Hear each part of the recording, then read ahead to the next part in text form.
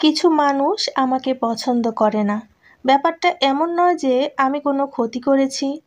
অপছন্দ ব্যাপারটা প্রতিহিংসা বা অহংকার থেকে আসে। হ্যালো এভরিওয়ান, আসসালামু আলাইকুম। সকাল সকাল চলে এসেছি আবারও একটা নতুন ব্লগ ভিডিও নিয়ে। এদিকে আমি নতুন আলুর ভাজি করতেছি আর অন্য পাশে পরোটাও ভেজে নিচ্ছি। সকাল সকাল নাস্তা নিয়ে সব পরিবারেই মনে হয় একটু তাড়াহুড়োই বেঁধে যায়। এদিকে মেয়ে স্কুলে যাবে, নাস্তা খাইয়ে পাঠাবো। অন্য পাশে এত বেশি ঠান্ডা লেগেছে যে আজকে আমার আম্মুর রেসিপি অনুযায়ী চা তৈরি করতেছি। আমার আম্মুর এই চায়ের রেসিপিটা অনেক বেশি উপকারী, তো আপনাদের সঙ্গে সেই জন্য আমি শেয়ার করতে চলে আসলাম। এখানে প্রায় হাফ চা চামচ আদা কুচি, এখানে পরিমাণ মতো চিনি, আর 1 কাপ চায়ের মাপে আমি পানি দিয়েছি, একটা তেজপাতা, 2টা লবঙ্গ। এটা কিন্তু 10-15 মিনিট ফুটিয়ে নেওয়ার পরে হাফ চা চামচ পরিমাণের এখানে আমি চা পাতা দিয়ে দিয়েছি। তো এইটা খুব ভালোভাবে আরও 10 মিনিট ফুটিয়ে নেব। তো আমার আম্মু এই মশলা চাটা খুব ভালো তৈরি করে, আর এই চাটা তৈরি করতে করতে মায়ের কথা খুব বেশি মনে পড়তেছিল।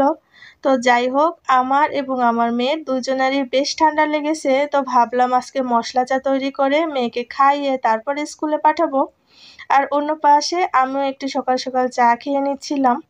তো যাই হোক, সকাল সকাল চা খেলে কিন্তু বেশ এনার্জি লেভেলটা হাই হয়ে যায়, আর রান্না বান্নার জন্য বেশ ভালোই লাগে। তো এপাশে দুপুরের রান্নার জন্য কিন্তু আমি আবার চলেও এসেছি, আর এখানে মাছগুলো একটু কড়া করে ভেজে নিচ্ছি। অন্যদিকে কিন্তু আমার মেয়ে স্কুলে চলে গিয়েছে, আবার 2:15-র দিকে স্কুল থেকে চলে আসবে।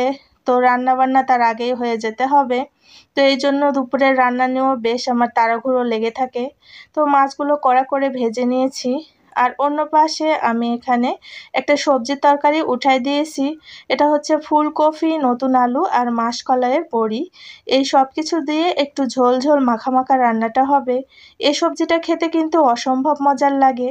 যারা রাজশাহী ডিস্ট্রিক্টের মানুষ বা রাজশাহী ডিস্ট্রিক্টে যারা থাকেন তারা কিন্তু অবশ্যই জানবেন যে মাসকলাইয়ের বড়ি খেতে কত মজার।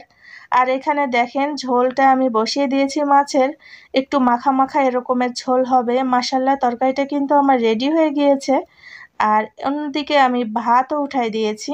তো দুই পাশে 2টা চুলা আমার সমান তালে জ্বলতেছে, আর আমি একের পর এক কিন্তু রান্না শেষ করে ফেলতেছি। তো ভাতও হয়ে গিয়েছে, আর এদিকে আমার তরকারিটাও বেশ হওয়ার মধ্যেই একটু ঢেকে ঢেকে এই রান্নাটা কমপ্লিট করতে হয়। খুব হাই হিটে যদি এই রান্নাটা করা যায় তাহলে কিন্তু এই মাসকলাইয়ের বড়িটা খুব ভালো করে সেদ্ধ হয় না, এতে করে কিন্তু খেতেও সুস্বাদু হয় না। তারপরে আলু এবং ফুলকপি এগুলো একটু ভালোভাবে সেদ্ধ হতে হবে। তো আমি একটু ঢেকে ঢেকে রান্না করতেছি আর চেক করতেছি হয়েছে কিনা। তবে কিনা রান্না প্রায় শেষের দিকে। এদিকে মাছের ঝোলটাও আমার হয়ে গিয়েছে, তো মাছের ঝোলটা বেড়ে নিচ্ছি। মাশাআল্লাহ, এটার কালার যতটা সুন্দর এসেছে ততটা কিন্তু খেতেও মজার হয়েছিল। আর একটু ঝাল ঝাল এই মাছের ঝোলটা দিয়ে ভাত খেতে কিন্তু ভালোই লাগবে, কারণ আমাদের বাসার সবারই ঠান্ডা লেগেছে। আর অন্য পাশে আমি দেখতে পাচ্ছি যে খুব সুন্দরভাবে সুসিদ্ধ হয়ে গিয়েছে, আর আমার সবজির তরকারিটাও রেডি হয়ে গিয়েছে। তো এত বেশি ঠান্ডা লেগেছে আমার, ভালোই লাগতেছে না।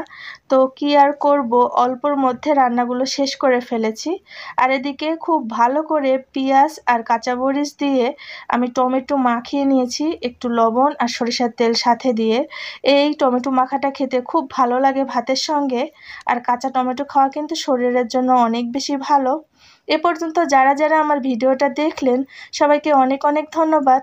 ইউটিউব থেকে দেখলে আমার চ্যানেলটা সাবস্ক্রাইব করে নেবেন, আর ফেসবুক পেজ থেকে দেখলে অবশ্যই অবশ্যই ফলো করে নেবেন।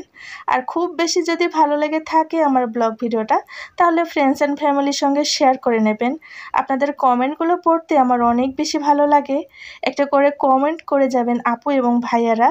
আপনাদের কমেন্টের উত্তর কিন্তু আমি সবসময় দিয়ে থাকি। ভালো থাকবেন সবাই, আল্লাহ হাফেজ।